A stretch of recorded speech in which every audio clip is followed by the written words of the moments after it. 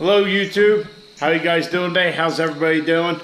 So we're back in the garage tonight and no stink bugs, so that was a plus. Got him for work. It is chilling out a little bit here. It's getting cooler, which is nice.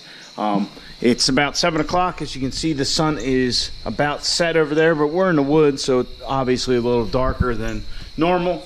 Yeah, that sucks, but what doesn't suck is Saturday archery starts here in PA. So I'm not a traditional archery hunter. I use a crossbow because I'm a shotgun hunter. So the crossbow basically gives me the gun feel and gets me out in the woods like an extra 2 months. So I don't really hit it hard in the woods until probably mid-October, until, not all, but until many of the leaves are off the trees. My woods is kind of thick when you get up to that 10, 15 foot up range. So really until the leaves fall, I can't see much out of my stand. So unless I'm right on top of it, I really don't have a shot. But needless to say, Saturday after work, I will be getting out there. And pretty much almost every day, you can expect the video to start with it dark out. Not that the last couple haven't, but I'll probably get done work and go sit in my stand for a couple hours because, well, that's very relaxing. But anyway, you never know when Bambi's going to stroll across anyhow. That's another thing. I usually horn hunt until probably second week of shotgun. And when it gets to that point, now we're just looking for meat, and then I'll use my doe tag. So that's kind of how I deer hunt at my house. I'm not really one of these people who wants to take out 7 or 8 deer for whatever reason, you know, go to different counties with different doe. Not necessary in my opinion. I've gotten to the point where I kind of horn hunt, and then when it gets down to the nitty gritty, then I go for meat. Yeah, 1 deer a year, plenty enough meat for just me. So that's kind of what's going on here. But if you watched the last episode, we were dealing with coil springs. So if you weren't here, I'll catch up. This is the factory coil that came out of the white truck. We're lowering it down a little bit. And here is a cut coil. This is a used coil that I got off the line, off one of the forums. Now, this coil was actually taller than our factory coil, and the part numbers were a little different. I really couldn't find a reason why. Well, what I got to thinking, and after doing some research, which we'll talk about here in a moment, I think this is probably from a quad cab truck, and this is a standard cab truck. If you look at listings for the coil springs, really, those are your two options. So you'll have the same coils, but with 2 different part numbers, one for a standard cab, one for a quad cab. So that's why I think these were longer. Now, I said research because, well, it wasn't really research.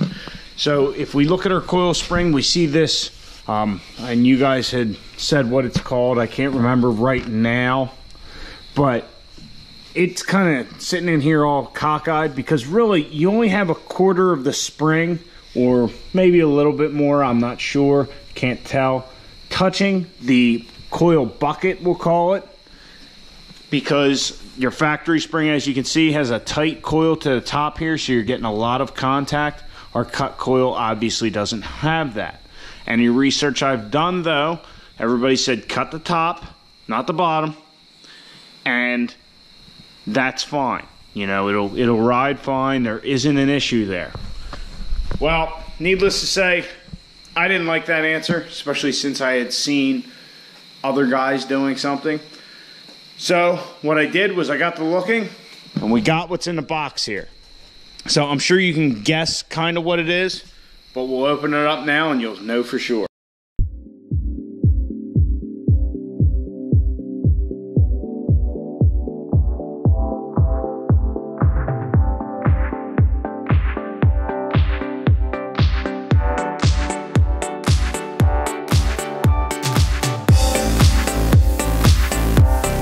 So as you can see, we have another set of coil springs here for the truck, and I'll be honest, I'm a little shocked. If you look at this new coil spring compared to our factory one, it is about the same size. Now this is a Moog, where's the paperwork? Variable rate spring for a Dodge 4-wheel drive front truck application. Yeah, it's a coil spring for a Dodge. This is actually a 2nd gen coil. This is for like an 02 truck. Well, it'd be 02 to 94. So anyhow, from what I had understood, these would drop the truck down about an inch, maybe an inch and a quarter, inch and a half. But looking at our factory coil, I don't know that that's going to be the case. This is actually a thicker spring steel, but they're variable rates. Maybe when we put them in, they'll compress more. I don't know. I was really hoping that this would kind of equal a little more than this drop, but still have the same amount of contact on the top of the coil. I've seen guys on the gram doing it, and it seemed to work for them. So let's cross our fingers that I didn't waste a bunch of money. Like I said, I did some research. Well, the research was looking for these coil springs on Rock Auto. They had AC Delco and Moog coil springs. They're about the same price. I went with the Moog because that's usually what I use for my U-joints and stuff like that. But anyway, they had a listing for standard cab and a quad cab truck. So I went with the standard cab because, well, we have a standard cab. And my thinking was that a quad cab truck's heavier, so it would have a heavier spring, thus it would sit higher. Now that we may have, I think they were $82, something like that. So since right now we may have wasted $82, I will try and return them to the Amazon if we don't get the results we want. And we will probably just stay with the cut coils, which is not my preference right now. So hopefully these do what we want it to do. Like I said, I'm looking to drop it probably an inch, which this is 3/4 of an inch, so probably an inch and a half total.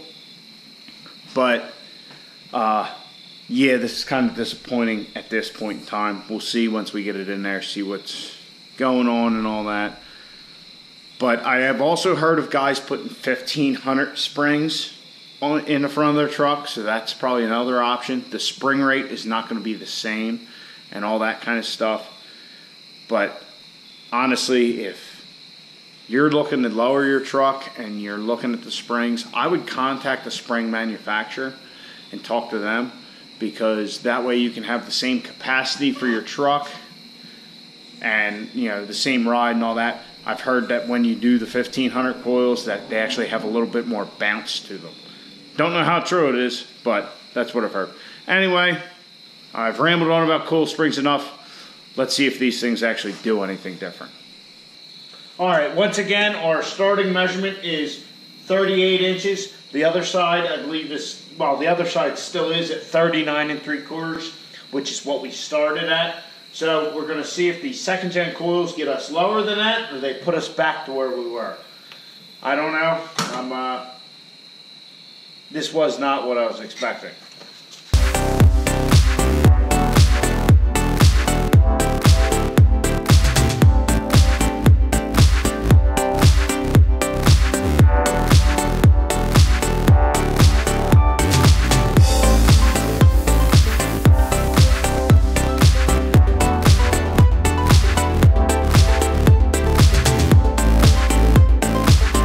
Well, it certainly looks a lot better in there. Definitely looks more like it should. So let's see what the measurement looks like. I'm not sure. I think it's going to be close.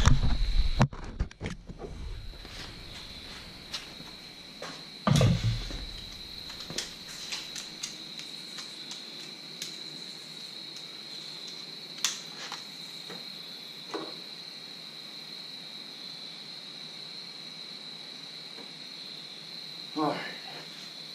38 and a half.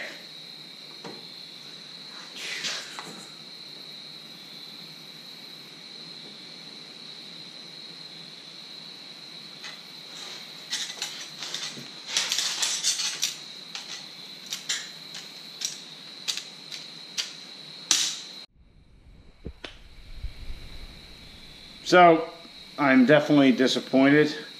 These coil springs only dropped us down about a 1/4 inch from where we started. That's even bouncing up and down on it a little bit. Yeah, that's only one side, but we do the same the other side. I don't think it's going to make much difference. Look at them. They're about the same size. yeah, I don't know. I don't know what I want to do right now. I'm going to have to take a brief pause and decide what I want to do. Let's enjoy an intermission. You'll find our snack bar chock full of good things to eat and drink.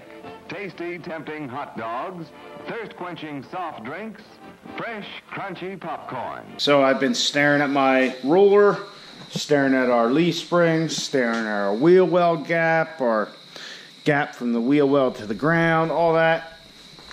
And basically, second gen springs dropped us down a ½ inch from where we started with these. I took the measurements again. I was getting 39 on the other side and 38.5 over here, where we were getting 38.25 with this cut coil. So I think what my plan is, I'm actually going to return these to the Amazon because they are unused. We didn't go anywhere. The spring just has been in the perch. Maybe I bounced up and down on it a few or 57 times, but I'm going to put these back in a box. We'll return them to the Amazon. And I'm actually going to cut a little more off this coil. Figure we lost 3/4 of an inch by cutting it straight down, taking one whole coil off of this, which would be like that. So if we take, I don't even know if I want to go another half a coil. Fuck it. I'm feeling risky. We'll take another ½ a coil off of both of them. We'll put both of them in the truck. We'll see what we got. Like I said, I really wanted to show you guys like a right way to do this. But a lot of guys do run the cut coil method. And nobody really seems to think it's that bad.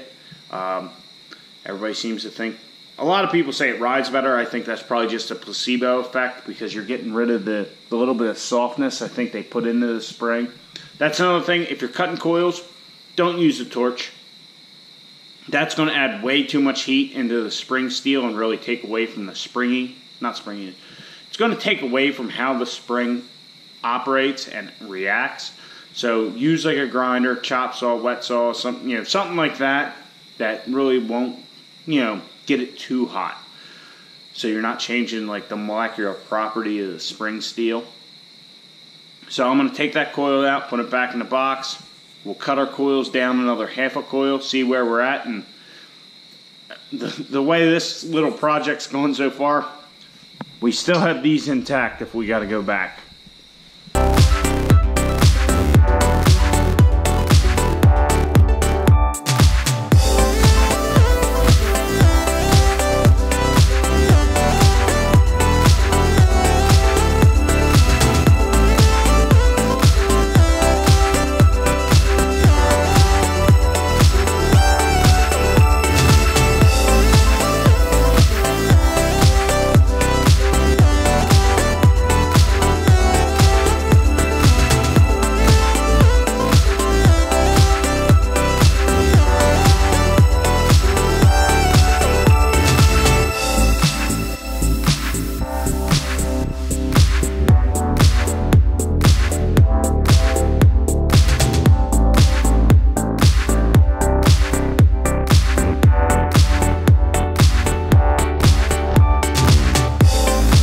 I actually quick spray painted the coils a little bit. Any of the rough spots kind of touched them up. I really just was going to get the ends originally where we had just cut, but I figured that, fuck it, we'll get the rust spots.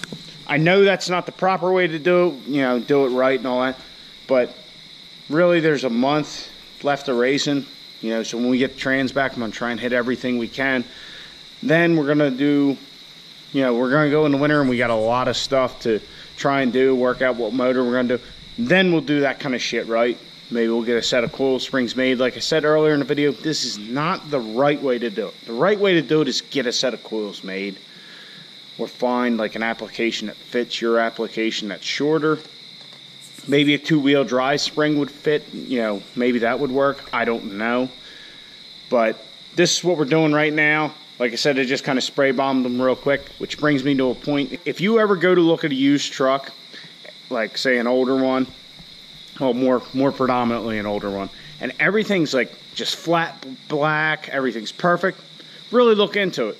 That's a used car dealer trick. They'll spray everything under there with flat black, and really it just makes it look clean from you know, a distance away, just standing there looking at it. But if you see that or notice that, get in there and investigate. There might be something else going on. Might have some rust issues that you can't see from the outside. You need to crawl under that truck and give it a good look around. So while we're talking, letting them dry a little bit, these cordless grinders, this is Milwaukee. This is one of the better ones I've used. Cordless grinders to me are great for little shit like this. Like, I probably almost went through a whole battery doing that, I'm sure. I just threw it on charger, put the new one on this right now. But if you're gonna be doing major shit, just go ahead and get the corded grinder. Go and make sure you get a good one. Don't get some DeWalt junk. Get like a Metabo, because you can put them through hell and they just keep on going. So if you're doing just little stuff, cordless grinder's great. But if most of your stuff's gonna be major, just get a corded grinder, be done with it, and get a quality one, like a Metabo.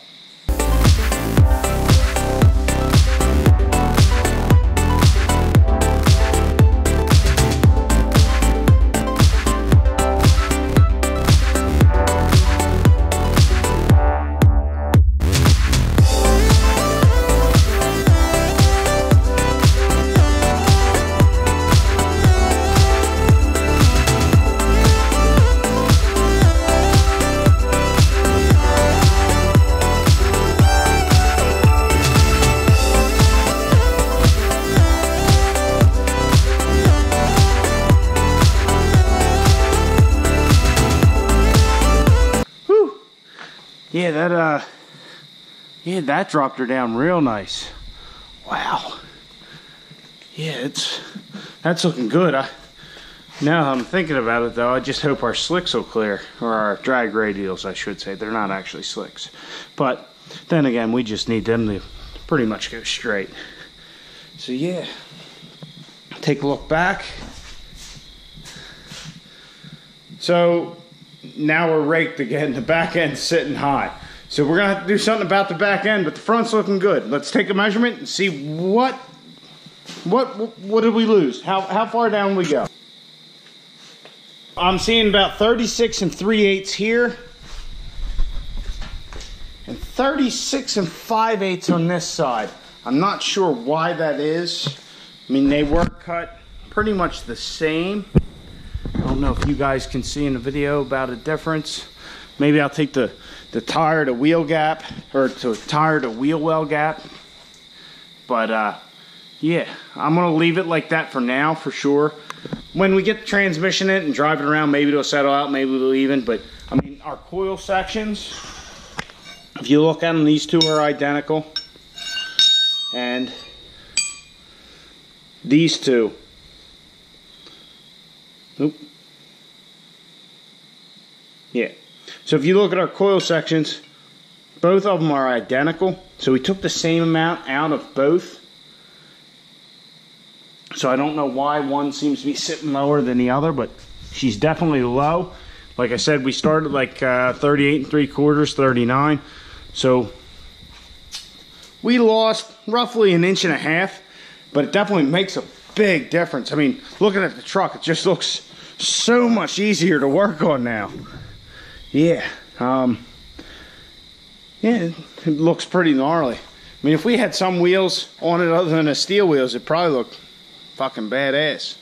The measurement on both, from like the top of the tire to the top of the fender well, is about the same. So what I'm thinking, if you can see the little bulge here, I think this tire is not as inflated as that one. So I think that's where our difference is coming from. But, where's my light? There's something else you guys need to see.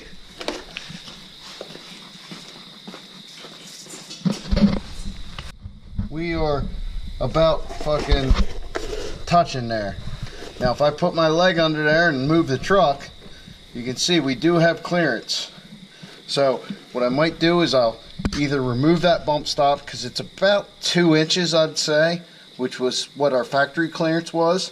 So I might remove it and then shave it down just so we still actually have a... Whoa, I'm getting a barrage of text messages. Anyway, so what we might do is pull it out and shave it down so we still have a bump stop, but we'll just make it so that it's very, very short. Looking underneath, as you can see, the axle looks a lot tighter than it really is. Because of our engine diaper, which, if you can see here, we do have room, you know, and over here, you guys aren't going to be able to see much of that. We lowered the truck 1.5 to 2 inches. I'll try and look at the beginning video and the one where I just measured it, see what it actually is. But yeah, she definitely looks very low. She should look pretty damn gnarly with the drag setup on. The back end's going to have to come down, so we're going to have to do that. Probably a set of drop shackles. But right now, before the end of the night, I think what I'm going to do is I'm going to put the fleece shock tower delete plate in so I can get a measurement, because we do have room on that passenger side bump stop. It's not, you know, sitting all the way down on that. That's not keeping us up. But I'll put it over there since it's easy to get in, and we'll get a good measurement so we can order some shocks to our shock tower deletes, so that way we are good to go on that. But yeah, I'm happy. I just hope it's not too low. We're definitely going to need an alignment after this. Alright guys, so with our fleece shock tower delete plate in, I have a clearance or a measurement of 14 inches from the top of that delete plate to the center of the bolt hole for the bottom of the shock. So that's 1/4 inch plate. So I don't really know how they measure those things, but we can figure that out. So it's either going to be measurement of 14 inches or measurement of 13 3/4. So we have our cut coil springs over here. The heat gun, which I forgot to mention earlier, I saw somebody say online that they put the end of the coil in like a piece of hose or something like that in order to protect that shock or that spring. You guys commented on the last video and said what it was called, but I can't remember for the life of me right now. But anyway, they said to put like a piece of hose or something on there. I was originally going to wrap it in electrical tape, but then I realized, hey, I got heat shrink laying around. So I put like a double layer thing of heat shrink on that so it doesn't dig into that shock tower stabilizer, spring stabilizer, spring absorber, spring